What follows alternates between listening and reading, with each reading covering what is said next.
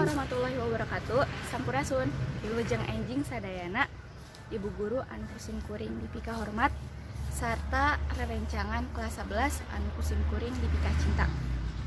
Langkung tipayun, hayu urang nyanggakeun puja puji sinareng syukur ka Allah Subhanahu wa taala anu atos masihan nikmat ka urang sadayana.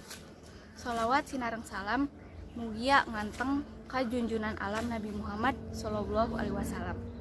Hadirin anu kusim kuring dipika hormat, dina waktos ayeuna abdi bade ngadugikeun diantara ngeunaan pentingna ngajaga kesehatan sareng kabersihan dina kaayaan new normal. Luyu sareng hadis Rasulullah sallallahu alaihi wasallam nu artina kabersihan teh sabagian tina iman. Nah, salaku jalmi beriman ulah lalawara kanu ngaranna kabersihan. Nah, ayeuna naon sih new normal teh? Nya, new normal nyaeta tatanan hirup anyar kanggo adaptasi dina usum corona ayeuna. Urang sadaya kedah ngajaga awak urang sangkan jauh tina penyakit, khususna tina virus anu ayeuna janten pandemi. Naon teh nyaeta COVID-19.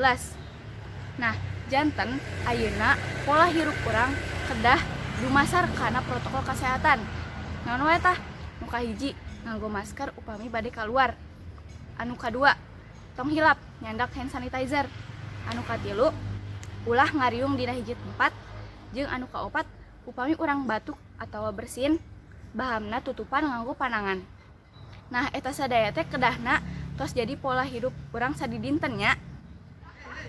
Hadirin anu kusim kuring dipika hormat, mung sakitu nu tiasa kusim kuring dihaturanan, gilian aya kecap anu kirang merenah larapna atanapi aya basa anu kirang entep seureuhna, mugia tiasa dihapunten. Wassalamualaikum warahmatullahi wabarakatuh.